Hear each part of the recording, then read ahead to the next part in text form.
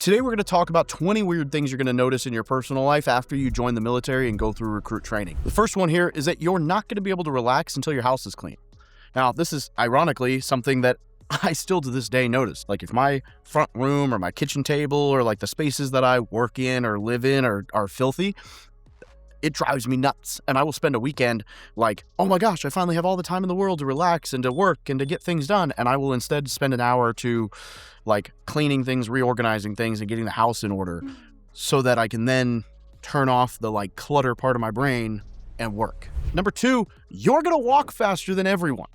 Like this is just an oddity you're going to notice. Like when you were in high school, you probably talked about like mall walk speed with like chicks and how fast they like power walk all over the mall. Maybe, maybe not.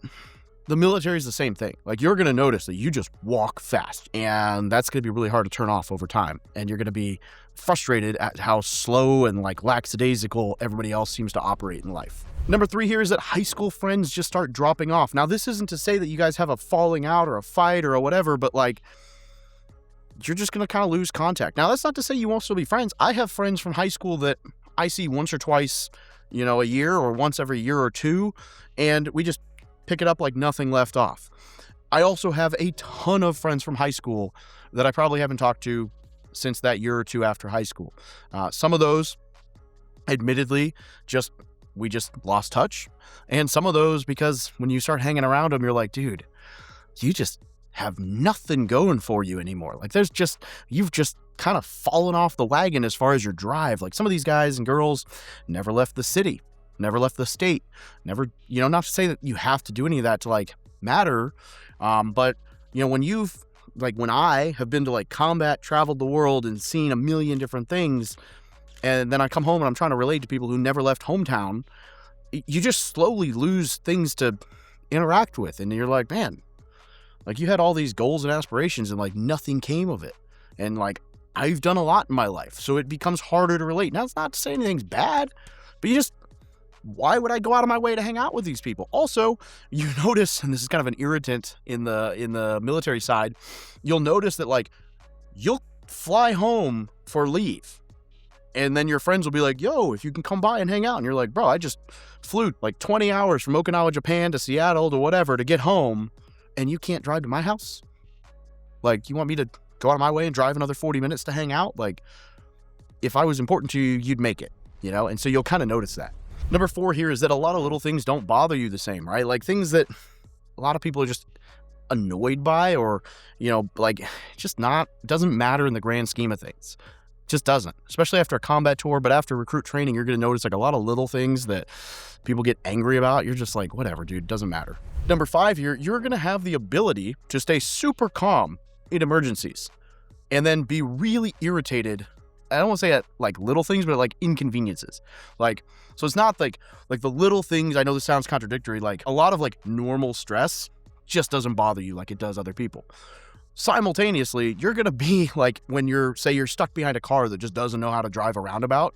Those little things are going to frustrate you to no end, because you're like, dude, any normal human, like in the military, like everybody knows how to do normal basic, right? And so like, you just don't have time to like, when someone's full of excuses for how they act away or what, they can't lose weight. And when you tell them like, hey, maybe try this, they just have a million excuses. You're like, ah. But then like somebody runs into a building with a gun, and you're going to know what to happen. Or like car wreck, right? Like I had a time once in Hawaii, I'm driving up the H3 highway towards Kailua, and there was a wreck. And actually, come to think of it, there were two wrecks that same year in which I was the first one on scene, out helping, whatever. And like, it was just kind of baffling the number of people who don't know how to act in a situation like that. Like they just freeze. And I'm like, that doesn't compute. Like that's part of like military life and training. You just act. You just know what, I don't know what to tell you. Like something goes crazy and we're like on it. And then like little inconveniences, we're like, oh my God, like, are you kidding me right now? It's kind of funny. Number six here is that you can eat an entire meal in like 4 minutes, right? Like you're just going to eat fast. That's just going to be the case. And you kind of have to like tell yourself to slow down. If not, like it's bred into you at recruit training, you inhale your food and that just stays with you. Number 7, you can sleep anywhere. I will say I used to be able to sleep anywhere. And then like post deployment, now it's like I don't sleep. It's kind of this weird, I don't want to say I don't sleep, but like I'll wake up early no matter what. Like if I go to bed at 1 or 2 a.m. and my buddies sleep until like noon, I'm still up at 6. It doesn't really matter if I'm, if I went to bed at 9 or if I went to bed at 11 or if I went to bed at 1 or if I go to bed at 2, I'm probably still going to wake up around 6. If not, usually it's like 5:45, and off to the gym. And so like there are days where I'm running on like 3-4 hours of sleep. Simultaneously, if I don't have anything going on, like if I'm sitting in an airport, I can just anywhere on an airplane, whatever. Number 8 is that you stop trusting silence. Like you're going to always be suspicious of quiet.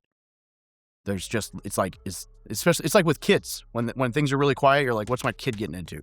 Same thing in life, just as a vet, it's just going to be that way. Number 9 here is that you can't help but spot nasty civilians everywhere. There are going to be things about society that drive you bonkers after service. And I'll just say it, obesity, right? Like, and I say that I am a hefty humanoid. Like, I get it. I could lose some weight. I'm currently sitting at like 220, 230, is what it is. Always been a struggle. I could bench press a house, but you need me to run 50 miles. I'm going to look at you funny. That said, I believe, at least fundamentally, it's not that you're looking at the obesity as like nasty, gross because of the weight. It's the lack of habit, the lack of drive. It's the same thing as like when you see somebody out in town and they just dressed like a hood rat, and you're like, ugh.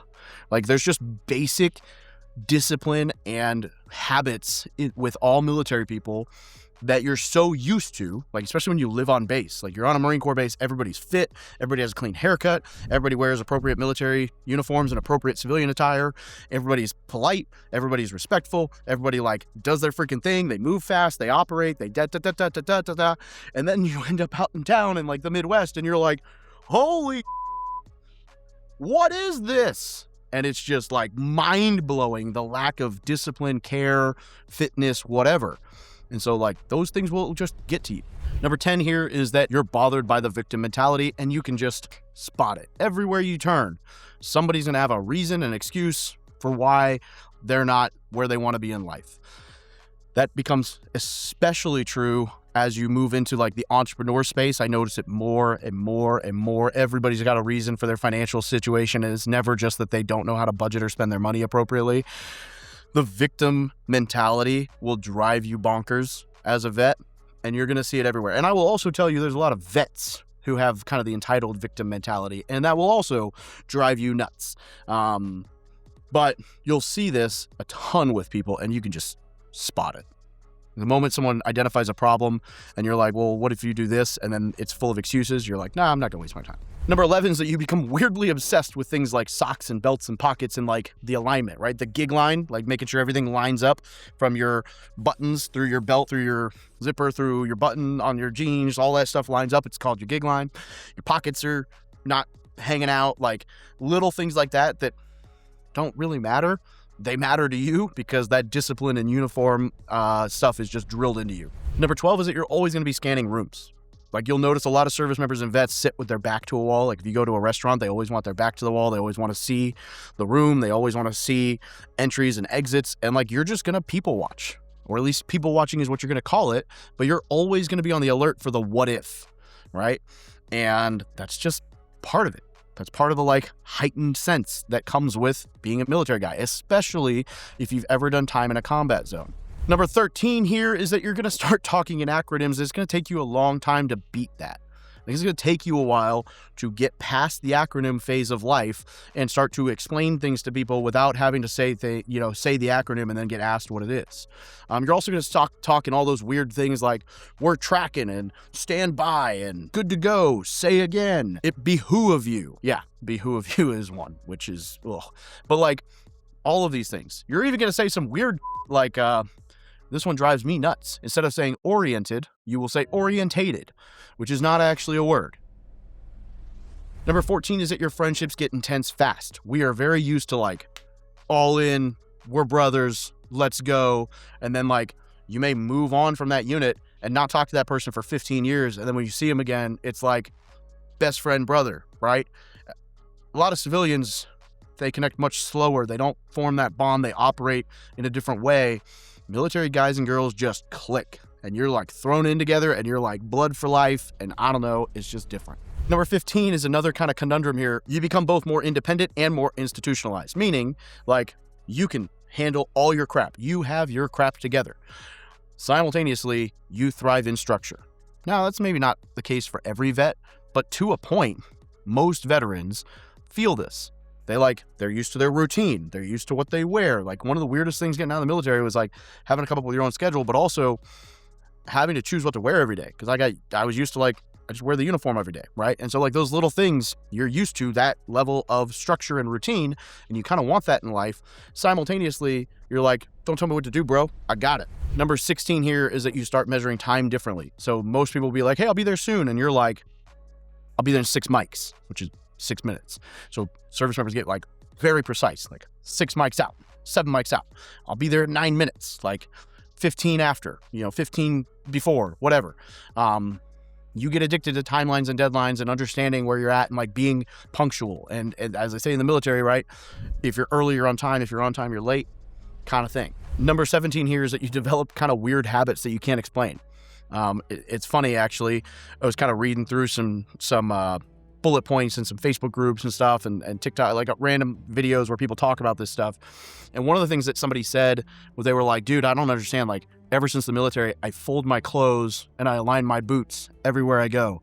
And I chuckled because I realized I had a massage therapist once who pointed it out as kind of a funny thing that like I would come in to get my massage and, you strip down to whatever your comfort level is. And every time she comes in, my shoes are like neatly tucked under the little chair that you sit in.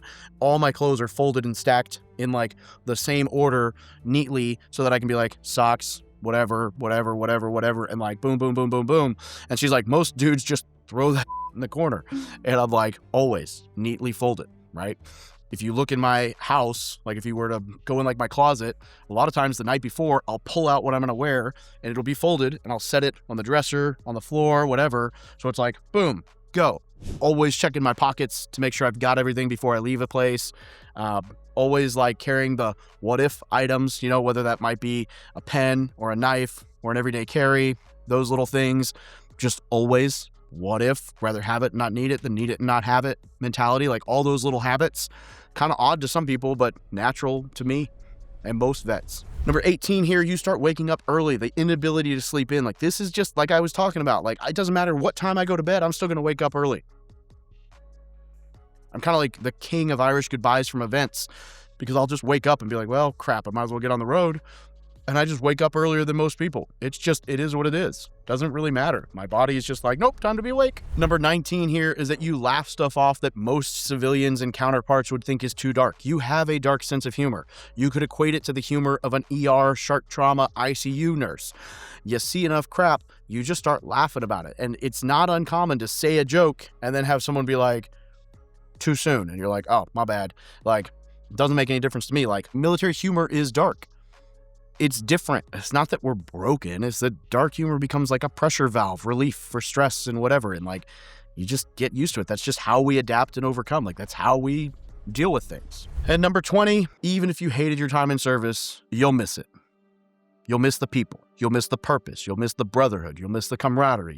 You'll miss the mission. You'll miss the routines. You'll miss knowing where you belong. You'll miss the intensity. You'll miss the people, right? Above everything else. But every service member and vet I've ever talked to misses it. Even if they didn't like it while they were in. They miss aspects of it. And there will be things you'll spend the rest of your life trying to figure out or trying to regain in your life. That's one of the reasons why our mastermind for service members and vets that want to do financial stuff is so successful, because we've built that military bond, that investing community, that, and so guys leave service, they go to one of our live events and they're like, dude, this was the first time that I felt like I could be myself since I left the service. Like, this is the first time I felt like I belonged, right? And so it's sticky. Anyway, all that being said, hope you got something out of this video. Make sure you subscribe to the channel. Have a great day.